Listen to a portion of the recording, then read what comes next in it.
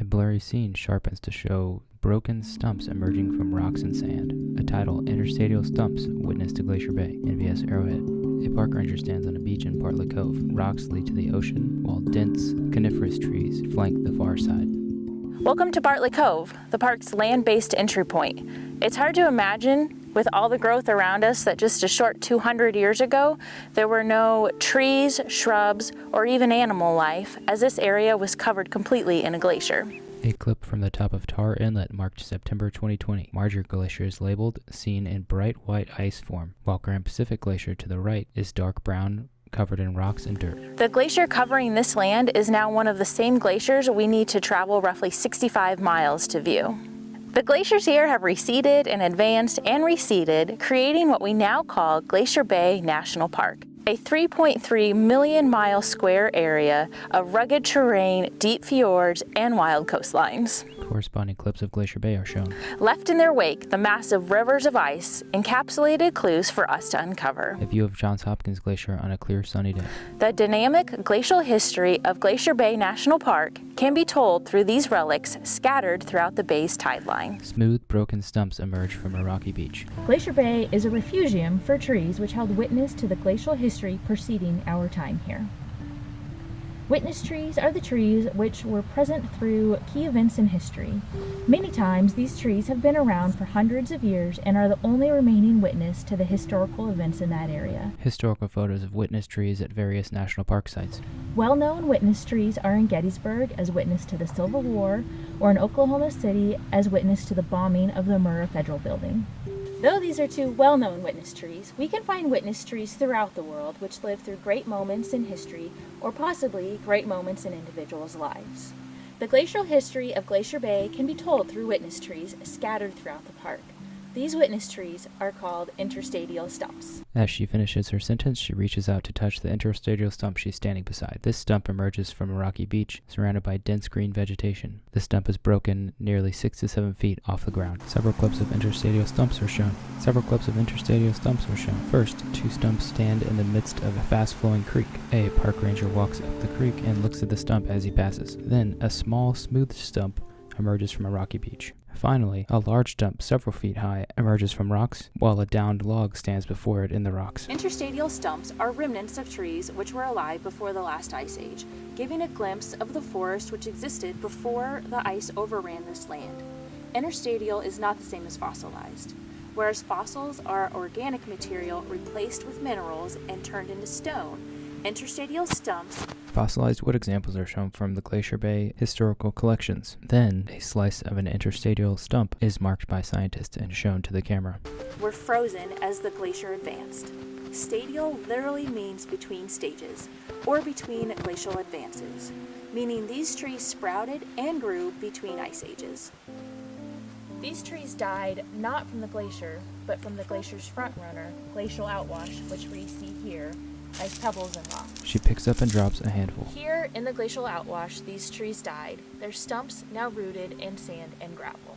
The trunks of these trees may have broken off as they were subjected to weather, or possibly they were broken off once the ice advanced and overtook the forest graveyard, leaving the stumps encased in outwash and ice. Photos of interstadial stumps. As the glacier retreated, the stumps were once again exposed, and we often find them in the intertidal zone. Depending on where you are in this park, the stumps we find were alive hundreds or even thousands of years ago. The oldest trees found further up the bay, and the youngest in the mouth of the bay. Here in Whidbey Passage, these stumps are known to be about 2,000 to 2,500 years old.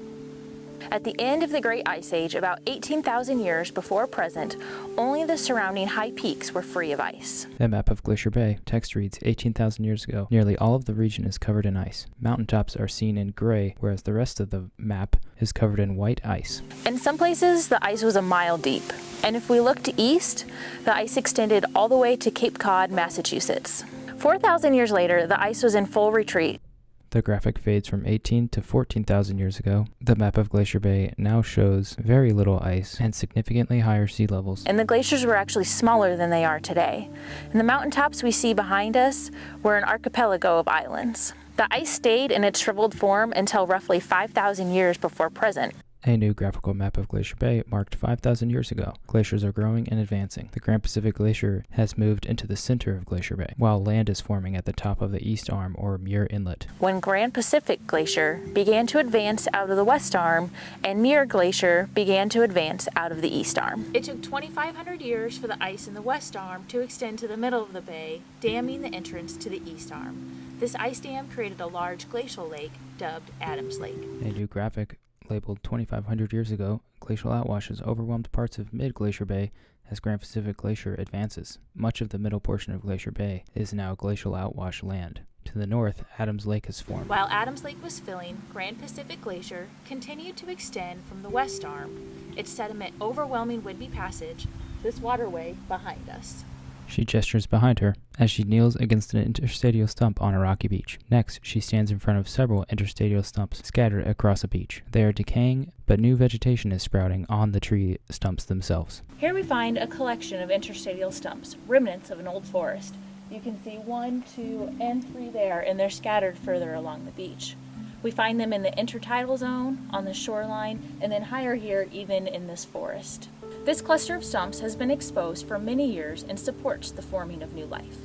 Here we see a collection of different vegetation, lichens, mosses, and we even see a spruce tree which is sprouting up out of this stump. But imagine the ice creeping in 2,500 years ago, pushing debris, covering the forest that was once here, and then being covered completely by ice, and then the ice continuing to move down the bay. The Unassuming people's oral tradition say they have lived here since time immemorial, living near glacial streams and the outwash which it created, and the new life which grew from this land. Illustrations show a Tlingit canoe and a Tlingit village, with many people working and living. Here at Halibut Point, the remnants of a 300-year-old forest might not be apparent right away. But as we walk the rocky beaches at low tide, we come across pieces of wood which are engulfed in gravel and sand. We see them right here and right here, and as you walk around, you start to notice them pop up all around. This cluster of interstadial wood are remnants from the Little Ice Age, when approximately 250 years ago, the glacier advanced rapidly out to the middle of Icy Strait. Another graphical map of Glacier Bay marked 250 years ago.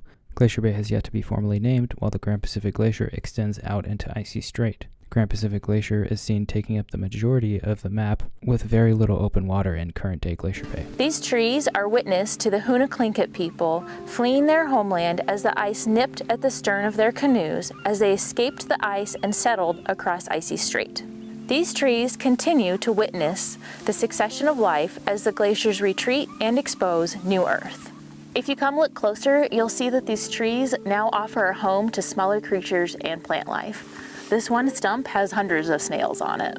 A close-up video of the stump is sped up to show dozens of snails moving slowly across the stump's surface. Eventually, the tides and exposure to weather will erode these trees completely, and our witness trees will be gone. The National Park System has preserved Glacier Bay so that we can enjoy, learn, and be inspired from this land the same as those before us. But Glacier Bay is a dynamic landscape. She sits on a rock next to a large interstadial stump. Video clips at various places in Glacier Bay are shown. Marble Mountain, a large calving event at Johns Hopkins Glacier, and dense fog and clouds in the mid-bay area of Glacier Bay. Changing year by year. The land does not preserve itself as the glaciers continue their life's work, carving out fjords and exposing new land. If you have visited Glacier Bay before, you'll be shocked at the changes the glaciers have made, leaving land for life forms to grow and succeed, and it will be drastically different for your children and your children's children. But as we travel through Glacier Bay, either virtually, on kayak, small boat, or cruise ship, Interstadial Stumps are waysides to guide you through the glacial history they have witnessed, preserving the past one tree ring at a time. Scene fades to several clips of interstadial stumps poking out from rocks at Halibut Point Beach, while credits play in the background. Thanks for watching. To learn more about interstadial stumps, visit go.nps.gov/frozen stumps. Music by Blue Dot Sessions. Zigzag Heart. Website sessions.blue. Video by Ranger Michelle, NPS Video, s.Tevebaugh. Special thanks, Glacial Timeline Graphics, Bill Eichenlob, and Greg Streveler. Additional support and research provided by Dan Lawson, Tanya Lewis, Greg Streveler, Wayne Howell, the interpretation team at Glacier Bay, Ranger Captain Jay Lesh. Glacier Bay National Park and Preserve, NPS Arrowhead logo.